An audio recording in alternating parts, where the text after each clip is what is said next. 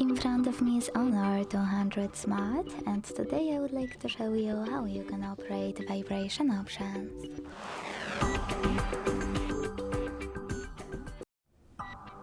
Begin by opening Settings and scrolling down to tap on Sounds and Vibration. Now you can click Vibration here and this way mute your device completely, leaving only vibrations. You can also scroll down, tap on phone ringtone here, tap on vibration section for SIM1 and SIM2, and apply the best option for you.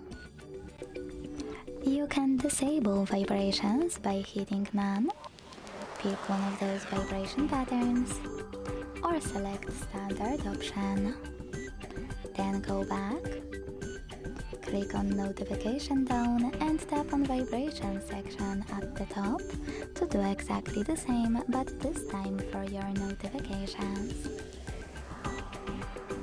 Go back again, scroll down, hit More Settings and tap on those two switches, one next to Vibrate when ringing and another one next to System Haptics.